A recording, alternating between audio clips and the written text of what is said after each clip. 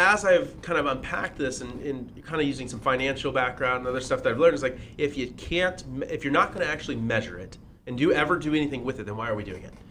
Besides just in case. So what I started to do is like with the suffixes is like, okay, we're going to measure this, veteran, and then this one, or VA buyer, whatever, and you can layer tags. So layer tags to tell a story.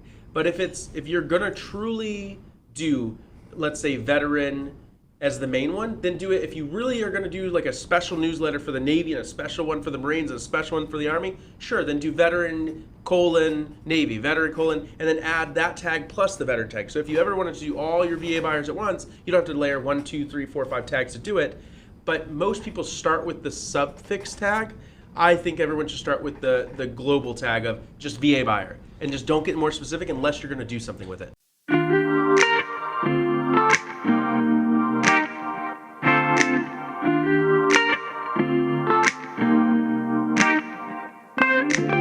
Welcome to the Whissel Way Podcast. My name is Bryan Koci, the Director of Marketing at Whissel Realty, and I am joined today by Chris Vandervalk. Let's say Vanderchuck.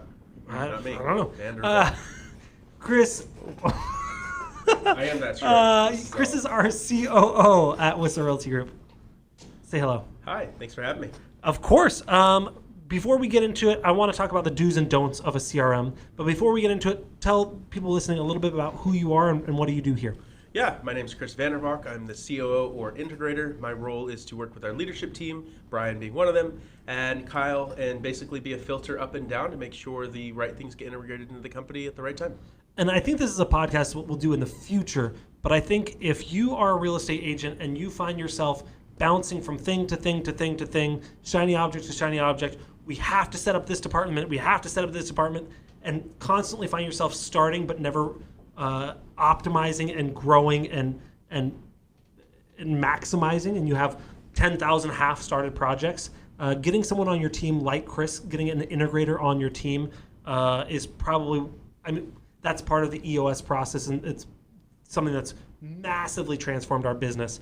It's a little plug for EOS and Chris on that. So today, again, like I said, I want to talk about the do's and don'ts of CRM. Whether you're on a team, whether you own a team, whether you're a solo agent, what are some things you should do, some things you shouldn't do as we get into that? Can I just say get follow-up boss, or is that? You can, but not yet. We'll lead into that. If you guys want more information like this, information to help you grow your business, information to get better and really dive into kind of the nuts and bolts of real estate in general, go to thewhisselway.com. On there we have links to our Facebook group, our YouTube channel, our podcast, our agent newsletter, you can ask questions that we will answer on the show. Also information about our Media Mayor Mastermind. This is our video course that Kyle and I have spent hours and hours, the team especially, many more hours even editing, really diving in, breaking down step by step, piece by piece, exactly how we built our community video series that we've done for the past 5 years. Not only done that, but also follow up with 2 Q&A sessions a week where we tell you things literally that we're looking at implementing in our business, trying out things that have worked, things that have not worked. Those I find are the hardest to share because I don't love sharing failures, but I think people get the most out of. So if you want information about that, we are doing a 50% off. Go to thewhisselway.com or MediaMayorMastermind.com for that specifically. Oh, and if you like this, leave a review, please. That means a lot to us. Subscribe, tell us in the comments what you think. Share your thoughts about either things that were right, wrong, or things that we missed. So all of those things, that to be said, let's dive right in. CRM. Do you want to talk about Follow Up Boss and why we use? Let's go right into a plug. Follow Up Boss. And it's not I wouldn't plug it if, to be fair, I looked at, I kind of headed up that project when we switched over from our last CRM. We looked at everything from Salesforce to Active Campaign to high level. Go high level. Keep, all non-real estate specific CRMs that all 4 are really good that I just mentioned. But we had to decide, and Kyle had a lot of influence over this at the time because I would say I'm a little bit more on the technical side. The end user still has to be able to use it.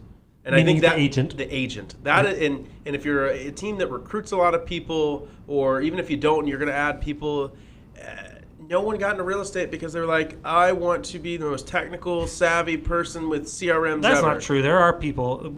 The vast majority get into Correct. real estate for unlimited income, flexibility in their schedule, and to build a business. And so that just doesn't add up. So being user friendly is why we picked Follow Up Us, and it has as much robust back-end support to be able to do anything you want to do as those four. And so that's why we picked it. Yeah, and I mean, API being the key. Open API being the key so one. we love Follow Boss. There's no shame in that. Not that there's shame. Where you have no shame in plugging them.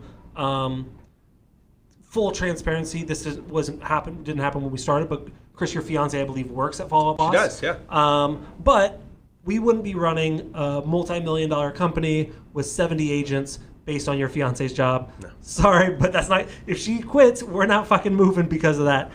So we love Follow Boss. It's not even close. But what I want to make sure we are very clear on in this episode is if you don't have Follow Up Boss, this will give you still do's and don'ts. Yep.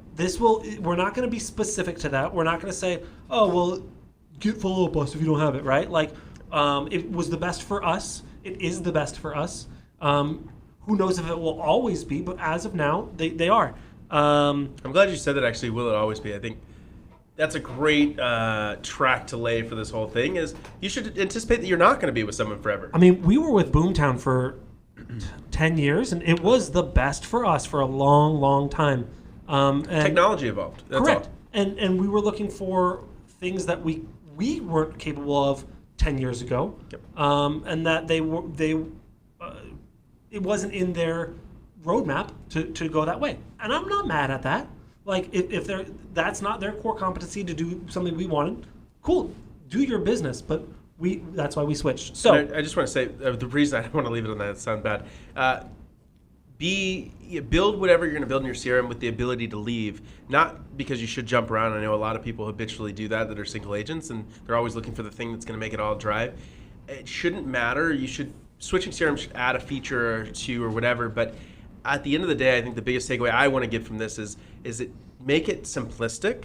And if it's simplistic, you can translate it to any technology, whatever. They might call it a stage, they might call it a grouping, they might call it a bucket, whatever. I've been in some great CRMs that do it each different ways. But I started doing real estate in Mojo. Like, we used Mojo and Google Sheets. It wasn't Google Sheets at the time. I think it was Excel Online. And that's all we used. And we closed 200 plus homes a year doing that, all listings. And we didn't have a robust CRM. We didn't have a CRM. It was Mojo, if you've ever used it. It's not a CRM. It's a way to call people. But between groups and tags in there, we built it. But it was just as easy. I could build it in a Google Sheet too. All right, so first do. Yep. We didn't write this earlier, but my first do is have a CRM. Have something, yeah. Right? Something that's more robust than Mojo plus Google Sheets. Yeah. There's a bunch out, like we said, Follow Up Boss, FirePoint, Sync, Sierra Interactive. Oh, man, I used to love Contactually, but they shut down. I believe. Yeah. That was I don't know. There's a ton out there. Again, I'm not going to recommend any besides Follow Up Boss because that's the one we know and use and love. Yep. But so number one, have a CRM. Yep. Do. And I'm going to say another do about that is if you plan to grow with it, if you want to say, hey, this is where I'm at now, but I want to grow and I don't want to hop from one to one to one, Yep. make sure it has open API capabilities. And if you know what that is, cool. If you don't, long story short, it allows other things to plug into it. Think of it more like a, now they're all kind of different, but think of it more like a Android of 2007 or Android of 2010 versus the iPhone of 2010. iPhone, you had to basically have a Mac, have to have iTunes. It was all very closed off, and it was a singular system. Android, you could plug it into fucking your toaster, and you could play music. Like, and that's why I still use one. I know. But so an open API allows you to plug in other systems and have it communicate two ways. Whether that be softwares, other, your Google Calendar, your IDX solution, and that's kind of actually how we came to finding Follow Up Bosses.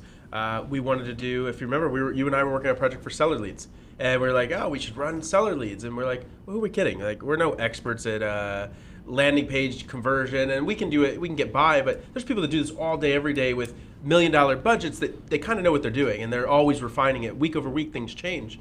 And so we're like, and that's where we found Ylopo is our journey. And we were like, oh, we want to plug it in. And it was like, we had an all-in-one solution, so it wasn't possible. And so we want to always be able to, the way I look at it, if a call action comes out, which we have, it's the best, we can bolt it on. But FUB is our home, it's our core. It should stay.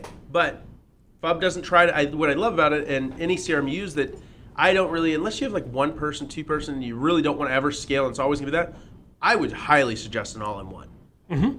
Highly suggest. If that's, but there's a lot of people out there that probably listen to this, they really don't want to scale into a big company or even a 5-10 person team, and that's okay.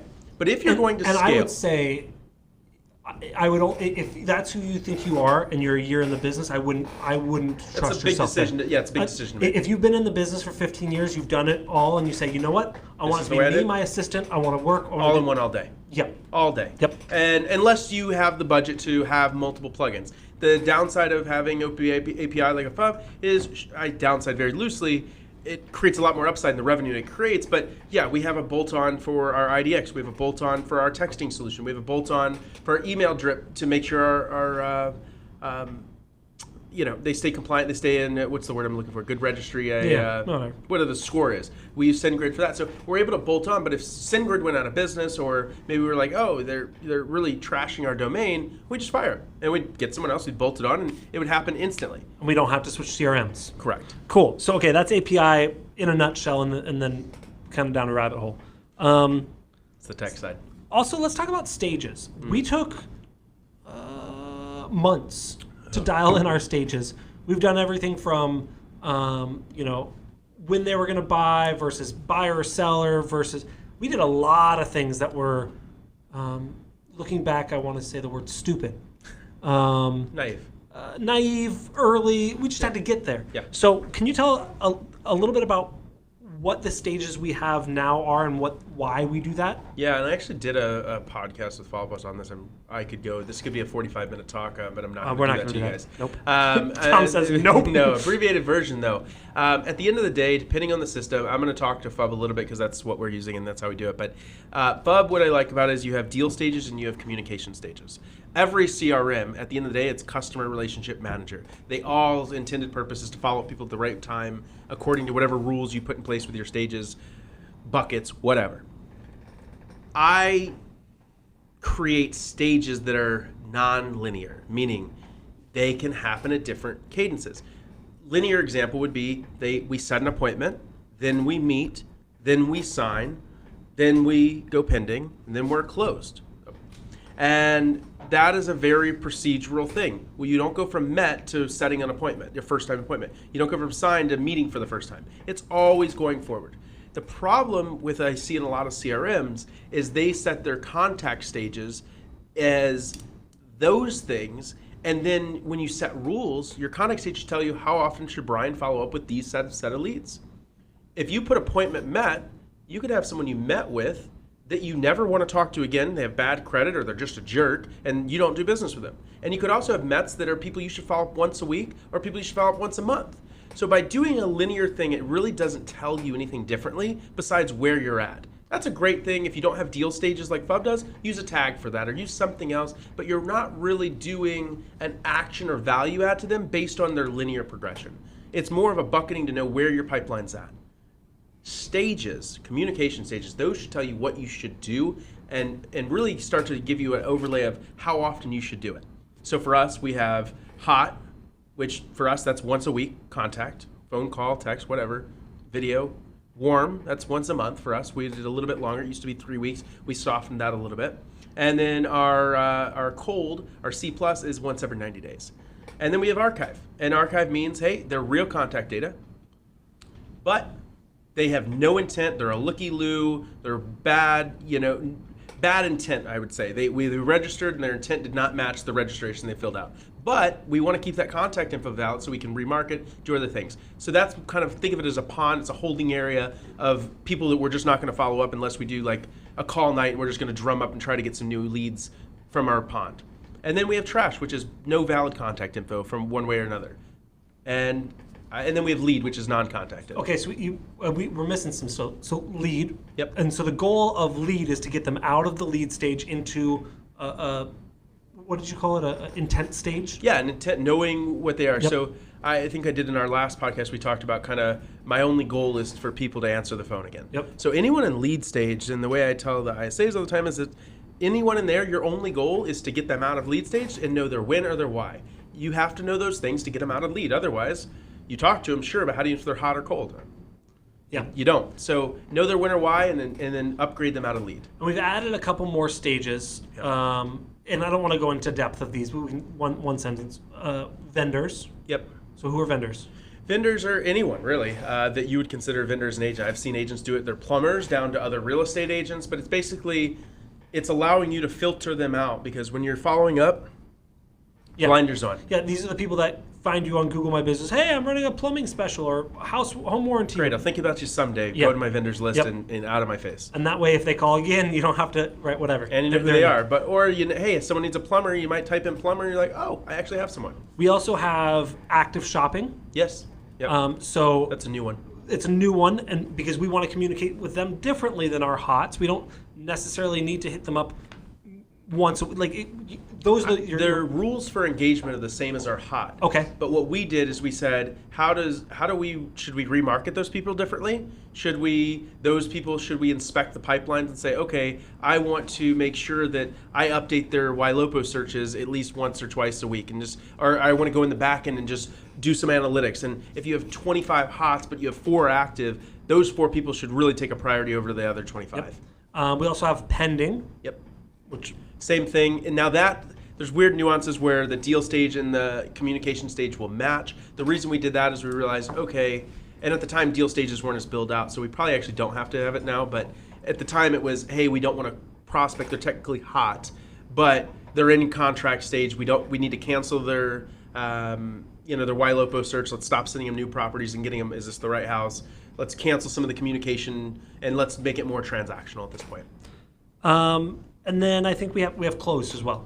Yeah, which close then it stays in close, which updates this. It's a little bit nuanced, but basically until they have a new intent to buy or sell, they stay there. And then when that happens, they go back to lead until we know when or why, and then they become hot, warm, or cold. And it just, it's not a funnel. It's complete circular. It's a life cycle. Let's talk a little bit about the do's and don'ts specifically of tags.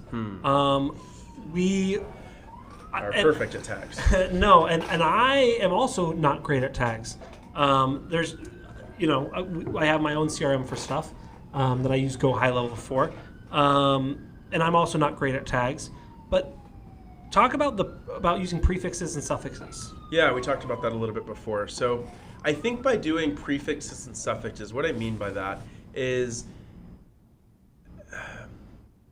Let me back up a little bit. I think anything that you're going to measure, create a tag. If you're creating a tag, it's to find it later or measure something, most likely. Or find it later. Yeah. If you group it, it's to measure it in some way. I'm using I was trying to think find it later here, but yeah. Basically, it's really those two intents: it's to find it or to group it for some reason, whether it's mass email, follow up, whatever it is.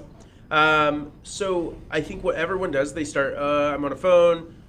VA, they're VA buyer, got it. And then you get to the next call, it's like, oh, they're in the Navy veteran, tag. And then and people typically add tags as they go, and we did that, and we've done that. And I think the way to really... We continue to do that. Yeah, we continue to do that, and then agents do it too, and then everyone's doing it, and then we have like 5,000 tags.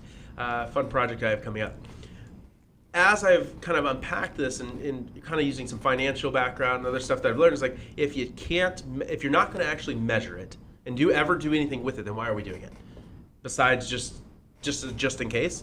So what I started to do is like with the suffixes is like, okay, we're going to measure this, veteran, and then this one, or VA buyer, whatever, and you can layer tags. So layer tags just tell a story.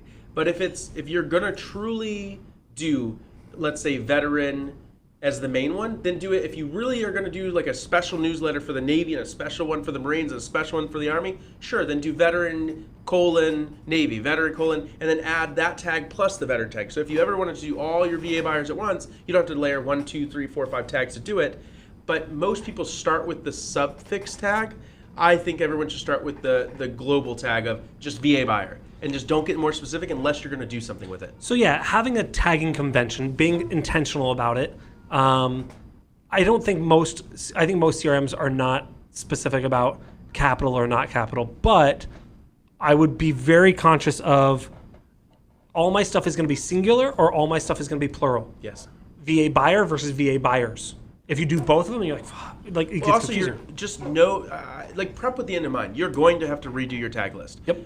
Whether it's from when you grow to 2 agents to 10 agents, or when you grow from 1 agent to a team. Like, no matter what, and this is ongoing. We're always up. We updated our stage play 3 or 4 times in the last 2 years. Tags the same thing. So it's going to change. Stuff evolves. If you do the suffix at the beginning and you have a naming convention to what you're talking about, cleaning up is way less of a task. I think a suffix is at the end, isn't a prefix at the beginning? Correct. So the suffix would be like VA of the Navy. Yep. Marines, whatever it is. Just using that example. But we do it a lot of times. Like we do it for investor, or it's there's like 5 different words for investor. It's like, or zip code. We put a specific zip code. And so one thing, like I said, naming convention, either do zip code or the city name. Don't do both. It gets confusing. One thing that would have saved us so much time, and I think would save everyone so much time, is figure out how you're going to space between words. Mm-hmm. Are you going to do space dash space? Are you going to do space? Are you going to do underscore? How are you going to do that and keep that consistent? Yep. It's so annoying how I am so guilty of that. I usually like the space, but maybe it's colon, and then you're like... Have a tag, Matt. I know it's a funny thing, but one thing we did do, and I would do again, is have a tag master. One person is responsible and owns adding, removing the official tag list. And no one else can do it without going through them. That way there's one person. And if you're a single team leader, the reason I was getting at the suffix and make it a logical, more of a global term, Kyle does not and will not go through all these tags. Now, he probably created 40% of the ones we moved over from Boomtown, truthfully. But he probably created 70% from Boomtown. Maybe it's 70. And there's a lot in there. But he shouldn't also, at this level, at where he sits today, it would be crazy to say, hey, Kyle, I need you to go through all of these tags. It's not a good use of his time. And it's a real issue that we have all these and we don't know which ones to get rid of. So if you create this documentation very early on, or why it's small, when you bring in an integrator, you bring in an ops person or whatever it is, an assistant, now you have at least the bylaws, if you will, of saying, hey, can you help? We would need to consolidate, and they can make sense of it. But if it's just a big list, they can't really differentiate, is everything in here important or not important? And now they're clicking one by one, and they don't have enough context. So creating that documentation at the more global level, I think really helps with tags. Yeah, and I think, like I said, starting it pretty simply of singular or plural, how you're going to space it, like you said, how granular you're going to get. Ask you, why am I adding this tag? Yeah. What am I going to do with it? Yep. And if you don't have a good answer, just don't add it. Someone asked me, they're like, oh, should we do this and this? I'm like in theory, cool. Like you said, Marines, Army. I'm like, Great. In theory, cool. But are you going to make 9 newsletters? No? Then do fucking veteran. Yeah, veteran. Or military or whatever. And for some reason, everyone gets the specificity with tags. And I think it's just start with the end in mind. What are you going to do? Yep. Nothing? Then don't do it. Last thing. Oh, one other thing. For tags, use Z. Most systems are alphabetical. There's a little hack I do. I just share. If it's an admin task, we do a lot of automations internally.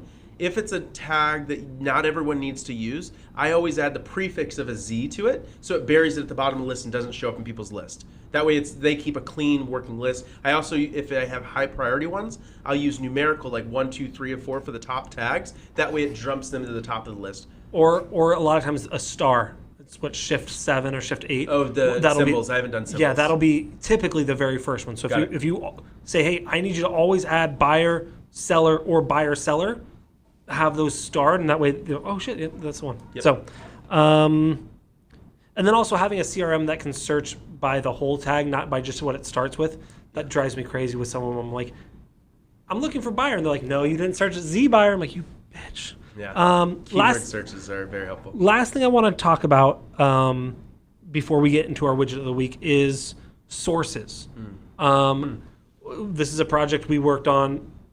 Chris and I probably worked on this for 4 hours one day a year ago, and he said, "Oh, we just need a half an hour meeting. Let's get 4 people together to talk about sources." After an hour and a half, I said, "I have to go to lunch. I'm done." And maybe it was 45 minutes. Who knows? It was longer than 30 minutes. I was done. Everything's 4 hours around lunchtime for Brian. I was done. I don't know how long they kept working on it. One of the things that you told me that really kind of flipped a switch for me when we did this project the first time, because there would be a source. It'd be like open house 123 Main Street. I'm like, no, that's important because now you know where it came from. And you go, yeah, but you can't replicate that exactly. You can't hold 123 Main Street open again in September when they had the whatever parade the week before. Like, you can't replicate that exactly. Yep. So knowing that it came from 123 Main Street means dick. It means nothing. And so I'm like, oh yeah, that makes sense. Unless you're going to think a thank you card and say, hey, thanks for all these leads I got off of you. Like, you're just going to do nothing with it, practically. I mean, maybe you could do a tag, whatever, but like... If you're going to do weird stuff like that, do a tag. Yeah, but when you said that for sources, I'm like, oh yeah. So a couple things we focused on. One, again, switching over from our old CRM to our new CRM, we had a ton of stuff in there that was 5, 6, 7 years old. 10. That we weren't doing anymore. So I don't even know any of the names. I think Craigslist was an example. But, it was, yep. And it was like, oh, okay. Z-Buyer. Yeah, I was going to say Z-Buyer. Yeah. I said that earlier, but that was... but like Z-Buyer, right? Or let's pretend there's a company that does. I don't even know if Z-Buyer exists. Craigslist, and we go, oh, okay. Well, if they transact now, we want it. My thought was, no, I want to know we got it from Craigslist. And Chris is like, do you think they bought with us because we have their information from 7 years ago, or shit that we did within the last 7 years, or more likely in the last year or 6 months or 2 months? Was that the causation? And I go, oh yeah. So what we did is we looked at all of our tags, all of our sources, and we said, are we doing this anymore? Or if we're not doing this anymore, if it doesn't exist and it's over this length of time, 2 years. I was going to say, I think it was 2 years. Yep. We're going to combine those all into a source called Other Web. I know it's very unique. We call it Other Web because it's just shit that we got somehow, but we don't need to track it back to like, oh yeah. Now we need to do Craigslist. 3 people closed from Craigslist. That way in 7 years we can start closing deals again. It's just not real. It's not real. And if 3 people closed Craigslist this month from 7 years ago, it wasn't because... Probably Ylopa remarketing. Yeah, it was something that we've done this month. It was the new systems that our ISAs put... Like, it's something. Yep. And so... I mean, that's kind of all I really want to get. I don't want to go too deep into it. Yeah, I just say the same thing I said in a couple other points. What are you going to do with it? And if you're not going to do anything, like, for example, we broke out Zillow. I'll use that example. We had Zillow Agent. We had Zillow Broker. We had Zillow Team. We had Zillow... just Zillow. We had 5 lead sources, I think, for Zillow when I came to the team. And I was like, what is all this? And it was like, oh, if it was agent-generated, self-generated, because if it came back again, we changed stuff. And I was like... okay, so then it's a past client. And so we just started to talk through it. It was like, okay. And so what we realized is we weren't changing source after close. So now when we close a property, the source becomes past client. Now, if you want to get really granular, you could add a custom field or tag saying it used to be this. So that way you can say, hey, I've got historically this many deals from whatever. But the reason we track source is to track ROI. We want to know, are our efforts making sense at the end of the quarter, end of the year, whatever it is. So we go back and we say, okay, I want to see all spent. Let's do one quick tangent of 10 seconds for it. Another one like right now is Ylopa. When we got it over from Ylopa, we were getting everything, now we do PPC, we do Facebook, we do a click-to-call promo with them, we get organic, we did seller leads, we have agent homebot registry, we have a ton of different stuff that comes from Ylopa. Well, we pay one bill to Ylopa. So from financials, that's one check. And then we get one lead source back to it. We all at this table know that Facebook and Google PPC do not convert at the same rate. We just talked with Rachel about that in another episode. Fun. They don't convert the same at all. There's a great gap between the two. It's intent-based versus, hey, I'm sitting high at the end of the night scrolling on Facebook. Ooh, house, pretty, register. Very different than I want to find a realtor. So tracking those, and then we had to go to Ylopo and say, I need a spend breakdown. Don't hate me if people ask for that, but I wanted how much did I spend towards PPC, how much did I spend towards Facebook, how much towards Ylopo seller, then track each source separately in the CRM. Now I have a true ROI report. Oh, and then we'll have a meeting. It's like, we need more PPC. It's working really well. Or the Facebook beta we were in, it was like, whoa, that's kind of ripping right now. Let's throw more money on it. But if it's just the whole Ylopo, which it's funny, Kyle just did that. We had a meeting about talking about our spending. It's like, oh, Ylopo's performing really well. Well, he had all organic in there. It's like, well, I would hope organic converts at like 50, 60%. They literally went to whisselrealty.com. Yeah. So you have to break it down at what you're actually going to measure and change behavior with. I don't know. I was going to go somewhere with that, but yes, you're right. If you can't change the behavior or you don't desire to, who cares? Stop tracking it so granularly. You know what's funny is we were talking again between podcasts, and this is so in line with what we were talking about. We did another podcast where we talked about sales is equal to dating. This, your personality of only have sources for what you're tracking is so in your personality. You literally said you got out of the military, threw away your old shit. You don't need it. Yeah. Literally, I said I still have my Boy Scout uniform that I'm never going to wear. It probably goes to my belly button, but I won't throw it away. Like, I won't throw anything away. Chris will throw everything away. So I'm like, no, we need to keep that source. And Chris is like, burn the fucking thing down. Yeah, it's different personalities. I think he's, I don't want to say but most he's of right. It is I'm super ADD, ADHD, whatever you call it. I've been diagnosed with both. I love shiny objects, and it's what held me back for a lot of time in my life from where I wanted to be. And so at the end of the day, I realized I had a really good mentor at my last company who owned the company, and he was like, I mean, he would always do this. Literally, I still do it to this day because he would do it and just put the blinders up, He'd tell me that I'd say daily probably. And so I started to believe it, and I was like, okay, I'm just gonna put the blinders on. So even in how I do operations, it's like, how do I help people without asking them to put the blinders on? How do I create process and flows that put the blinders on? Yep. And at the end of the day, if you have a big, wide range of sources, it just doesn't matter. Just stay focused, do the calls, meet with people, be good at relationships. If you're not if you're not gonna do anything, don't track it. Doesn't matter. Perfect. Before we get into our Whissel widget of the week, I think we went pretty good into the do's and don'ts. Whether you are on a team, you are a solo agent, you own a team, you manage a team, you have 40 teams, I don't care what you have. I think I would be blown away if we said something that you were like, I know everything you said, we do everything you said. And if you did, great. You probably shouldn't have watched the do's and don'ts of CRMs if you are a CRM master yourself. If you like this, please, please, please, just like you ask your clients for reviews on Google or Zillow, we're not doing the same thing. If you get value from your clients leaving you reviews, we would love to have a review from you on a podcast platform. It's very difficult to get. I feel like we finally found a good way to get reviews from our clients. Still looking for good ways to get reviews on our podcast. So if you can leave us a review, go to thewhisselway.com for more information to basically dive in and get your business dialed in. More information about Media Mayor Mastermind on MediaMayorMastermind.com. We are running a 50% off right now. And we're going to head right into our Whissel widget of the week. This is something that we use in our live that saves us time, makes us money, or just helps us have more fun. Chris, I'm going to let you kick it off. What is your widget this week? I'm going to go on the blinders theme. D&D, Do Not Disturb, is my favorite widget. Oh, I thought it was Dungeons and Dragons. Almost. Thomas perked up. I actually learned what that was from Thomas, and then thankfully for Thomas, when I watched Stranger Things, I wasn't completely lost. I knew what they were talking about. But no, D&D for me, it's such a simple one. I think most people don't have the discipline or are afraid of what they're going to miss.